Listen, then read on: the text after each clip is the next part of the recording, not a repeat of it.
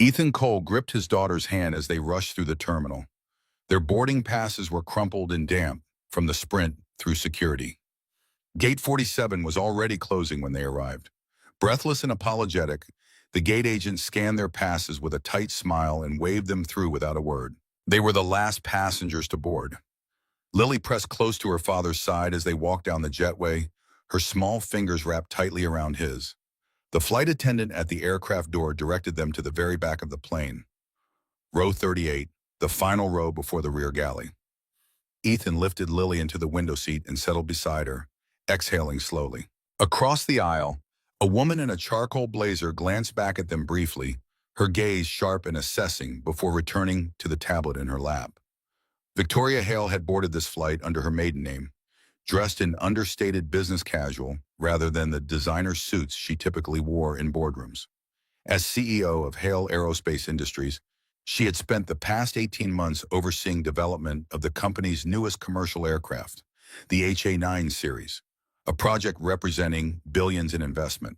Today's flight was an unofficial evaluation, completely off the books. She wanted to experience the plane as an ordinary passenger would, to observe its performance under real conditions without filtered reports from engineers protecting their budgets.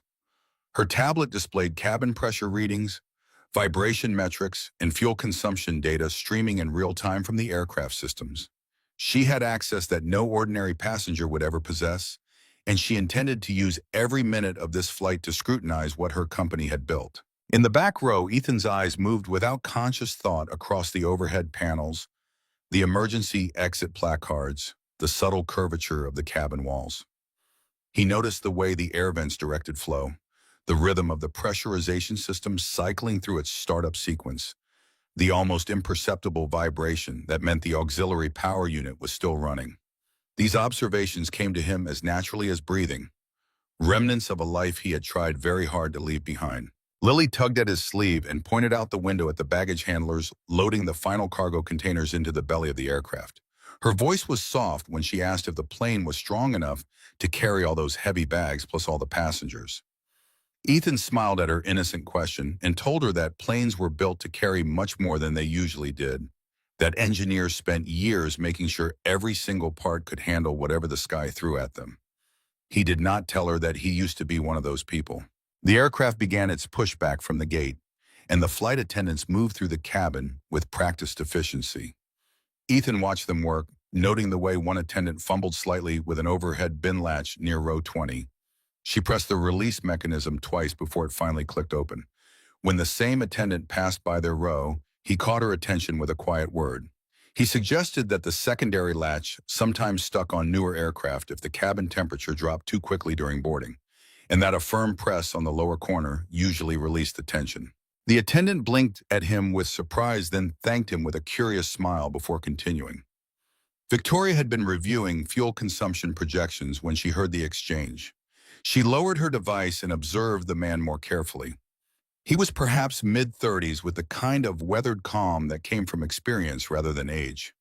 His daughter sat beside him, a girl of maybe 7 or 8, with her father's same serious eyes. There was something in the way the man held himself, an awareness of his surroundings that seemed almost tactical. Victoria had seen that particular posture before in test pilots and senior flight engineers, people who had spent so many hours in aircraft that they became extensions of the machines themselves. She made a mental note and returned to her data, though part of her attention remained fixed on him. The plane taxied slowly toward the runway, and Lily pressed her face eagerly to the small window to watch the terminal buildings shrink behind them. She asked her father whether flying was actually dangerous or whether the movies she had seen were exaggerating. Ethan considered the question carefully before answering. He told her that flying was genuinely one of the safest ways to travel, that thousands of flights took off and landed safely every single day. He told her that the people who designed and built and flew these planes took their responsibility seriously. He did not tell her about the nights he still woke in cold sweat with his hands gripping phantom controls. He did not tell her about the career that had ended, not with a crash, but with a bureaucratic silence that felt just as devastating. Victoria noticed the girl's question and the father's measured response. She could not hear his exact words. but she could see the patient way he held his daughter's hand, the gentleness in his expression. There was a tenderness that contrasted sharply with the professional alertness she had observed earlier. She wondered what circumstances had brought a single father and his young daughter to the very last seats on a cross-country flight. The engines roared to full power as the aircraft accelerated down the runway, pressing all passengers back into their seats. Victoria felt the thrill she always experienced at that moment, but today her attention kept drifting back to the quiet man in row 38. The aircraft climbed steadily through scattered clouds as Lily watched the ground fall away beneath them. She had flown only twice before in her young life, and both times her father had held her hand through the entire journey. Her father seemed completely at ease with the whole experience, his breathing slow and steady, his gaze occasionally sweeping across the cabin. When the seatbelt sign finally dimmed, Ethan leaned over to point out landmarks visible through the window. He named mountain ranges and rivers with casual precision, explaining how pilots in earlier decades had used such visual references for navigation before GPS became standard. Lily listened with the focused attention of a child who trusted her father completely. In the forward section of economy class, Victoria pulled up a personnel database on her tablet through a secure connection. She was not technically supposed to access employee records from unsecured devices, but she had helped build the security protocols herself and knew how to work around them. Something about the man nagged at her consciousness. She began a systematic search through archived incident reports, filtering for cases involving pilots who had left the company under unusual circumstances. The HA-9, currently carrying them through the sky, had been in development for 3 years, but its predecessor model, the HA-7, had a more complicated history. There had been issues during the testing phase, concerns raised by the flight evaluation team. Most had been properly addressed, but a few had been quietly shelved when they threatened to delay the production timeline. The aircraft entered a patch of turbulence without warning, the kind that made overhead bins rattle and nervous passengers grip their armrests. Ethan's hand moved instinctively to steady Lily, but most of his attention was elsewhere. He was listening carefully to the vibration frequency traveling through the airframe, feeling the way the fuselage absorbed and distributed the stress. This was not ordinary turbulence. The oscillation pattern suggested the aircraft had entered a complex weather system where multiple air currents were intersecting at different speeds and temperatures. He had flown through exactly this kind of situation dozens of times during his career, and he knew that the standard response was to climb or descend to find smoother air. But this plane was maintaining its current altitude, and the shaking was continuing far longer than it should have. In the cockpit, Captain Marcus Webb frowned at his instruments as the turbulence continued. His first officer, a younger man named Torres, had gone pale and was gripping his console. Torres had mentioned feeling unwell before departure, but he had insisted he was fit to fly. Now 32,000 feet above Nebraska, it was becoming clear that his condition was more serious than nerves. His hands trembled as he reached for the radio, and his voice cracked when he tried to speak. Webb realized his co-pilot was experiencing something requiring medical attention. He needed to handle this turbulence while also monitoring Torres, a dangerous division of attention that no pilot wanted. Webb suddenly remembered reviewing the passenger manifest before departure. There had been a name that caught his attention, a former pilot who had been marked in the database for reasons not fully explained. He made a quick decision that went against standard protocol, but followed a deeper instinct. He keyed the intercom and asked the flight attendants to check whether there was anyone on board with aviation training. The announcement crackled through the speakers, carefully worded to avoid alarming passengers. Ethan heard the unusual request and felt something cold settle in his chest. He had spent 5 years actively trying to distance himself from the cockpit, from the world that had chewed him up without any real explanation. But the training he had accumulated over 15 years never really left a person. He looked down at Lily, who was watching him with wide eyes, and made a difficult decision. He carefully unbuckled his seatbelt, told his daughter firmly to stay in her seat, and walked toward the front of the cabin. A flight attendant met him near the forward galley. He introduced himself quietly as a former commercial pilot with more than 15 years of experience. The attendant led him toward the cockpit door. Victoria watched the man rise and move forward with a purposeful, confident stride that confirmed her earlier suspicions. She noted how the flight attendants responded to his presence, the immediate shift in their body language from anxious to hopeful. When he disappeared through the cockpit door, she felt an unexpected chill. She pulled up the incident database again, searching with new parameters. She expanded her search to include records marked as confidential, cases requiring executive-level clearance. A name appeared attached to a personnel file sealed 7 years earlier. Ethan Cole, former senior evaluation pilot for Hale Aerospace Industries. Employment terminated following an internal review. The file contained no further details, only a notation that all related documentation had been archived under restricted access. Inside the cockpit, Ethan quickly assessed the situation. Torres was semi-conscious, pulse weak but steady, clearly unable to perform his duties. Captain Webb had his hands full managing the aircraft through continued turbulence. Ethan did not reach for the controls. He knew the legal and professional boundaries better than anyone, but he could observe the instruments, offer experienced advice, and provide calm support. He studied the instrument readings and immediately recognized the specific weather pattern. This was a complex atmospheric convergence zone, exactly the kind of challenging condition he had spent months analyzing during his years at Hale Aerospace.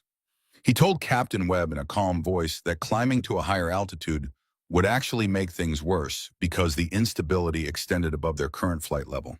He suggested instead a gradual descent to around 26,000 feet, combined with a slight course adjustment toward the south where weather radar showed clearer conditions. Webb hesitated for only a moment before implementing the recommendations. The turbulence began to ease almost immediately as they descended. Torres was breathing more steadily now, and Webb's grip on the controls relaxed.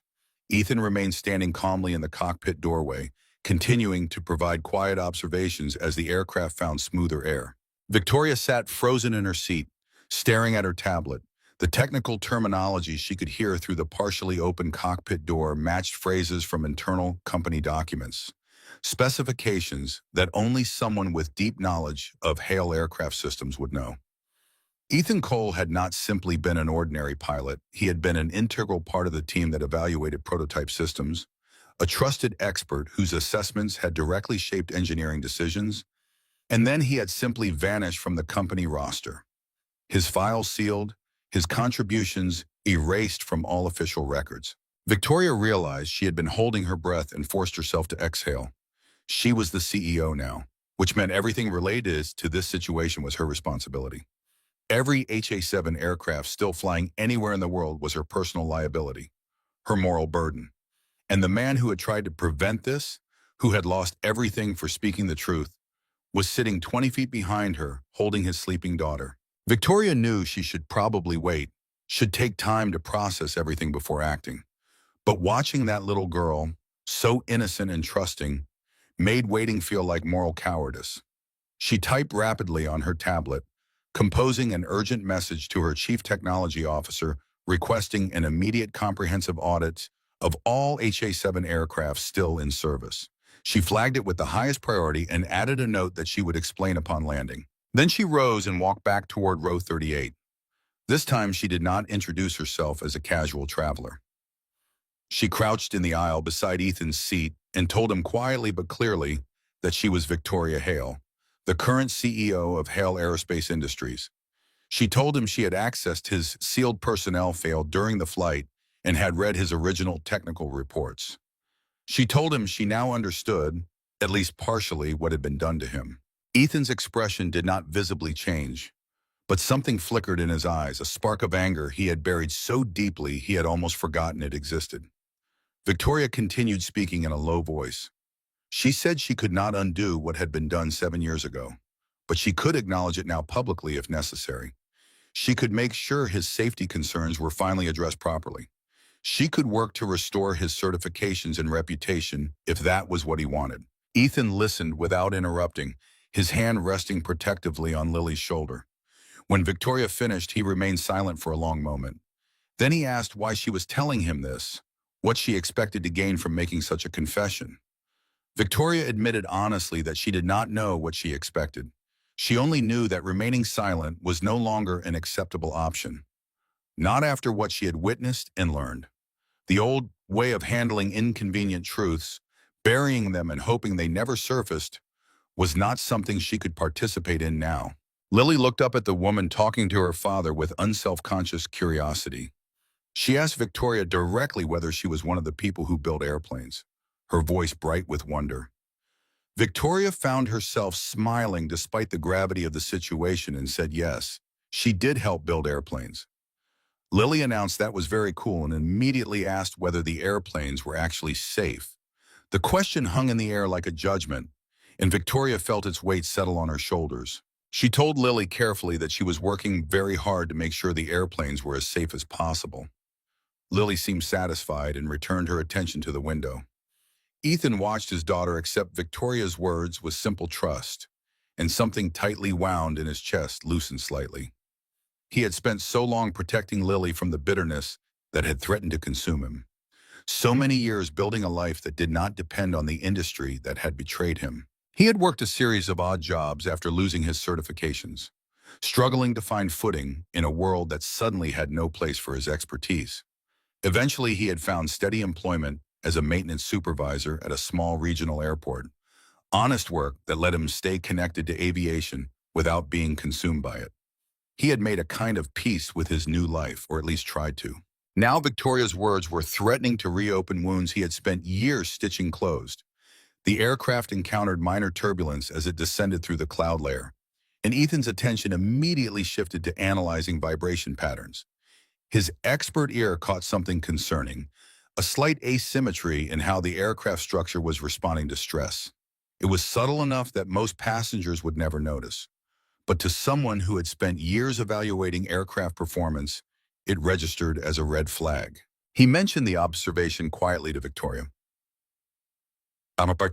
Describing the specific frequency pattern and what it might indicate about control surface calibration. Victoria listened intently.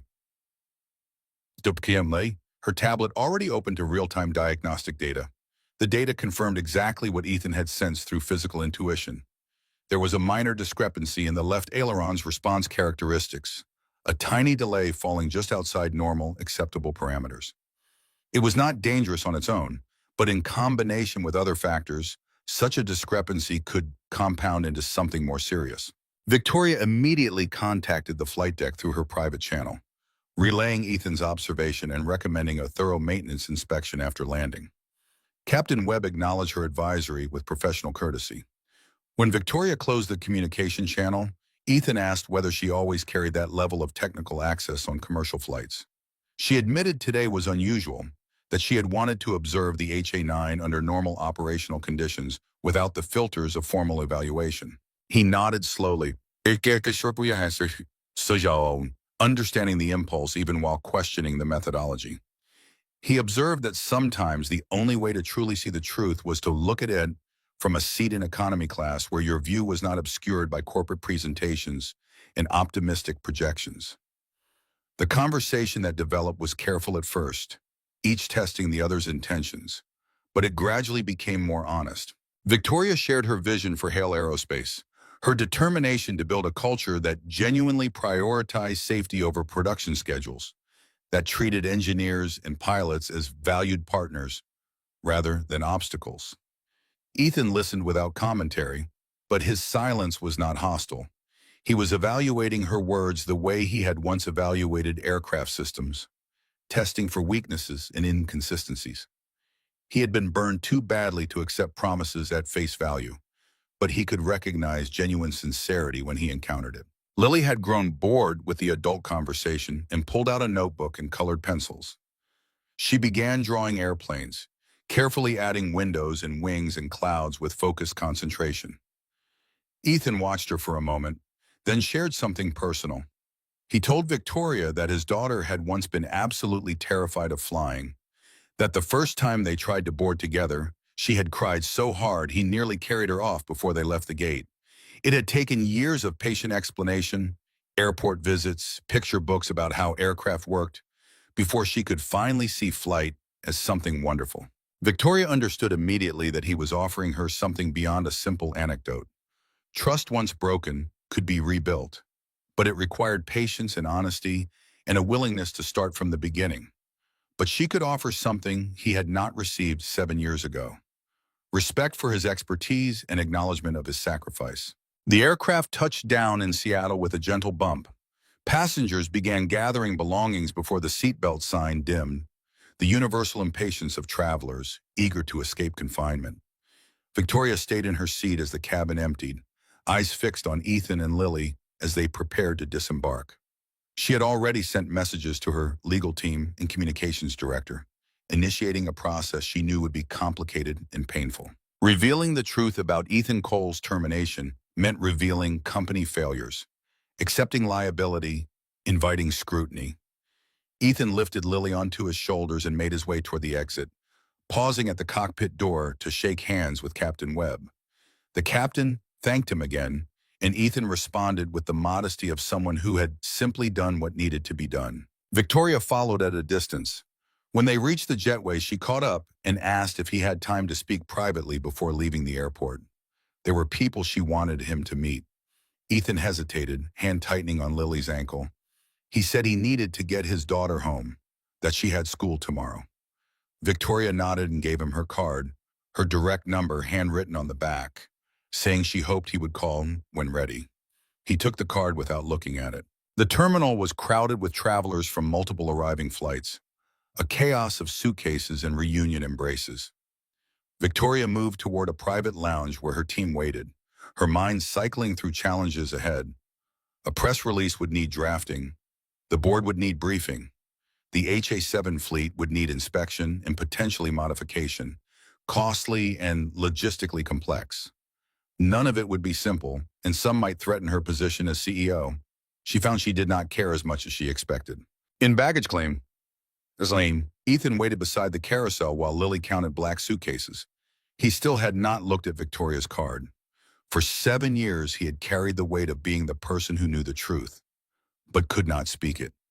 He had watched HA-7 aircraft fly overhead and wondered if this would be the day something went wrong.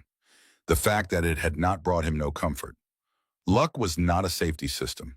His phone buzzed with a text from his neighbor confirming she had fed the cat. The ordinary details of his ordinary life felt strange after the past hours. He was still a maintenance supervisor, still a single father, still a man whose career had ended before it should have. Nothing had changed except everything. Lily spotted their suitcase and pointed excitedly. Ethan grabbed the bag and took her hand as they headed for the exit. The late afternoon sun was breaking through Seattle's cloud cover. Lily asked if they could get ice cream. Ethan smiled and said maybe, depending on traffic. Victoria's team was assembled in the private lounge when she arrived, expressions ranging from curious to concerned. She had not explained the urgency of her summons. Now standing before them, she took a moment to organize her thoughts. She told them about Ethan Cole, about the sealed file and ignored warnings and turbulence encounter that had brought everything into focus. She told them the company had made a serious mistake 7 years ago, and that it was time to make it right. The chief technology officer asked what specifically she was proposing. Victoria outlined a 3-part plan. First, a comprehensive safety review of all HA-7 aircraft still in operation. Second, a formal acknowledgement of Ethan Cole's contributions and restoration of his professional certifications. Third, an internal investigation into the decision-making that had led to his termination, with accountability for those who had prioritized deadlines over safety. The room grew very quiet. The general counsel mentioned liability exposure, potential lawsuits, regulatory complications. Victoria acknowledged each concern but did not waver. She said there were risks in taking action, but greater risks in remaining silent. Every day those aircraft flew without proper inspection was a day they were gambling with passenger lives. Every year Ethan Cole spent in professional exile was a year the company compounded its original injustice. Her chief operating officer suggested forming a committee to study options. Victoria shook her head firmly. She said committees had buried this problem once before. That delay was just another form of denial. She wanted the safety audit initiated within 72 hours. Wanted Ethan Cole contacted through official channels within the week. If board members objected, she would make her case directly to shareholders. Across the city, Ethan pulled into the driveway of his small rented house. Lily had fallen asleep during the drive. He carried her inside and laid her gently on her bed, pulling a blanket over her small form. She murmured something unintelligible and curled onto her side. He stood watching her for a long moment, this child who had given his life meaning when everything else had fallen apart. In his pocket, Victoria's card pressed against his hip like a question waiting to be answered. He pulled it out and studied her handwriting. 7 years ago, he would have given anything for someone at Hale Aerospace to listen. Now that someone was offering exactly that, he was not sure what to do with it. The anger he had carried for so long was not gone, but it had changed shape, becoming something more like exhaustion. He walked to the kitchen and started coffee, the familiar ritual soothing his racing thoughts. Outside, the sun was setting behind the mountains, painting the sky orange and purple. He thought about the turbulence, about Captain Webb trusting a stranger's advice, about Victoria admitting her company had wronged him. He thought about Lily asking if the planes were safe. 3 weeks passed before Ethan called the number on the card. News had broken about Hale Aerospace initiating a voluntary safety review of its HA-7 fleet. Industry analysts speculated about reasons. Victoria had navigated press coverage with careful vagueness, not mentioning Ethan's name publicly, understanding any disclosure needed to come from him. When her phone rang with an unfamiliar number, she answered on the second ring. Ethan's voice was calm and measured. He said he had been thinking about her offer and had some questions. She said she would answer whatever she could. He asked if she was prepared to admit publicly that the company had been wrong, that they had silenced him to protect their production schedule. She said yes, if that was what he wanted. He asked what she expected from him in return. She said nothing, that this was not a transaction. They agreed to meet the following day at a coffee shop near the waterfront where neither would be recognized. Ethan arrived first, choosing a table with a clear view of the entrance. When Victoria walked in, dressed in jeans and a simple sweater, she looked different from the woman on the plane. Less armored, more human. She ordered black coffee and sat across from him, waiting for him to speak first. He told her about the past 7 years, the jobs lost, the relationships crumbled under the weight of his bitterness. He told her about the dark period when he had considered giving up entirely, when only Lily's existence kept him from disappearing. He told her about the slow process of rebuilding, finding work that used his skills without consuming his soul, creating a stable home for his daughter. He told her that what had been taken could not be fully restored, that some wounds left scars even when they healed. Victoria listened without interrupting, her coffee growing cold. When he finished, she did not offer platitudes. She said she understood that she could not undo the past, but could try to shape a better future. She told him about safety review findings, modifications being implemented, training programs being developed. She told him about the internal investigation, executives being held accountable, culture changes she was implementing. She told him his original reports were being added to the official record, his conclusions validated. Ethan asked what she wanted from him now. Victoria said she wanted him to consider consulting for the company, bringing his expertise to the new designs before they reached production. She wanted his voice in the room where decisions were made, a counterbalance to the pressures that had silenced him. She said she understood if he refused, if the wound was too deep. But the offer was genuine. He asked about the little girl on the plane who had asked about safety. Victoria looked confused momentarily, then smiled sadly and said Lily was his daughter, that she herself did not have children. Ethan nodded. He said Lily had asked afterward why the lady from the airplane seemed sad. Children noticed things adults tried to hide. Victoria admitted she had been sad, that meeting him had forced her to confront failures she had not known existed. They talked for another hour, conversation ranging from technical specifications to personal histories to philosophies of leadership. By the time they parted, something had shifted between them. Not friendship exactly, but the foundation of something that might become respect. Victoria did not press for an answer. She said he knew where to find her when ready. Ethan drove home through evening traffic, his mind processing everything. Lily was at a neighbor's house playing with their dog, and he had an hour of solitude. He sat in his parked car, staring at the house he had built his new life around, trying to imagine what that life might look like if he accepted Victoria's offer. It would mean engaging with the industry that had hurt him, trusting people who worked for the company that had betrayed him.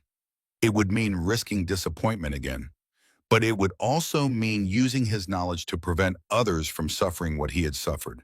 It would mean being in the room when safety decisions were made, advocating for passengers who trusted that the aircraft carrying them had been properly designed. It would mean showing Lily that sometimes the bravest thing was not walking away from pain, but walking through it towards something better. He called Victoria that evening and accepted the position. She thanked him with genuine warmth and said contracts would be ready by the end of the week. He said he had one condition, that he wanted to maintain his current job at the regional airport alongside consulting. He needed to stay grounded, connected to the practical reality of aviation rather than getting lost in corporate abstractions. Victoria agreed without hesitation. In the months that followed, Ethan became a familiar presence in Hale Aerospace design meetings. His contributions were sometimes uncomfortable, challenging assumptions engineers had taken for granted, but Victoria supported him consistently, ensuring his voice was heard. The HA-9 production continued, incorporating his modifications. The HA-7 fleet completed its safety review, and affected aircraft were retrofitted. No incidents occurred, but the near misses stopped too. Lily turned 8 in the spring, celebrating with a party at the regional airport where her father worked. She gave tours of the hangars to school friends, explaining with inherited precision how different aircraft systems function. She had lost her fear of flying entirely, replaced by a curiosity that reminded Ethan of himself at that age. When she asked if she could become a pilot someday, he told her she could become anything she wanted, that the sky was not a limit, but an invitation. Victoria attended this birthday party, bringing a gift wrapped in paper covered with cartoon airplanes. She had become a regular presence in their lives over the months, not quite a friend, but something close. The complicated history between them had not been erased, but it had been acknowledged and processed and laid to rest. What remained was a working relationship built on mutual respect and shared commitment to doing things right. As Ethan watched his daughter blow out her candles, surrounded by friends and laughter, he thought about the chain of events that had led to this moment: a last-minute booking, a seat at the back of the plane, a patch of turbulence that demanded response. The randomness of life had put him in exactly the right place at exactly the right time to be seen by exactly the right person. He did not believe in fate, but he believed in the choices that followed fortunate accidents. He had chosen to help when help was needed. Victoria had chosen to listen when listening was hard. They had both chosen to move forward rather than remain trapped by the past. The last guest left as the sun was setting, and Ethan began cleaning up scattered plates and deflated balloons. Lily helped for a few minutes before exhaustion claimed her, and he carried her to bed just as he had on the night they returned from Seattle. She was getting too big for him to carry easily, growing faster than he could quite believe. Soon she would be too old for birthday parties with cartoon decorations, too old to need her father's hand during takeoff. But that was the nature of children and time. He stood at the window of her darkened room, watching the lights of an aircraft track across the sky. It was probably an HA-9, one of the planes that now carried his influence in its design. Every passenger on that flight was a little safer because he had refused to be silenced, because Victoria had chosen to listen, because they had found a way to transform old wrongs into new commitments. It was not the career he had imagined when he was young and full of ambition, but it was a career worth having, a contribution worth making. The aircraft disappeared into the clouds, its lights blinking steadily against the darkness. Tomorrow there would be meetings and reports and the endless work of making complex systems safer. Tonight there was only this: a father watching his daughter sleep, a quiet house in a quiet neighborhood, a life rebuilt from the wreckage of injustice. The seat at the back of the plane had been the last available, but it had also been exactly where he needed to be. In the turbulent skies above Nebraska, Ethan Cole, a silenced whistleblower turned single dad, and Victoria Hale, the powerful CEO who inherited his buried truth, remind us that integrity isn't loud, but it echoes forever. 7 years earlier, Ethan risked everything to flag a subtle flaw in Hale Aerospace's HA-7 aircraft, a danger hidden in complex weather patterns that could endanger lives. Corporate greed buried his warnings, erased his career, and left him rebuilding in shadows. Yet he never let bitterness poison his love for daughter Lily. On that fateful flight, turbulence struck. The co-pilot faltered, and Ethan, seated in the very back, quietly guided the plane to safety with the expertise they once discarded. Victoria, undercover evaluating her own creation, witnessed it all. Confronted by the human cost of her company's past choices, she chose courage over convenience. Audits, accountability, restoration. Ethan's quiet expertise saved the day. Her humbled leadership gave it meaning. This story aches because it reveals life's profound lesson. True safety and redemption comes not from power or silence, but from speaking uncomfortable truths and listening when they resurface. One person's conviction can protect thousands. One leader's humility can heal old wounds. In a world quick to bury mistakes, Ethan's steadfast integrity and Victoria's willingness to unearth them show that it's never too late to choose right over easy, to turn corporate failure into collective safeguard. Don't let hidden flaws in companies or ourselves fester in silence. Speak up, listen deeply, act bravely. Who in your life has quietly carried truth at great cost? Or when have you chosen the harder right? If Ethan's calm expertise, Lily's innocent trust, or Victoria's transformative accountability moved you, if it stirred memories of overlooked courage or needed amends, share that in the comments below. Your vulnerability inspires others. And if these emotional tales of integrity, second chances, and quiet heroism resonate, please subscribe. More stories of lives changed by one brave choice await. We'd love to journey with you.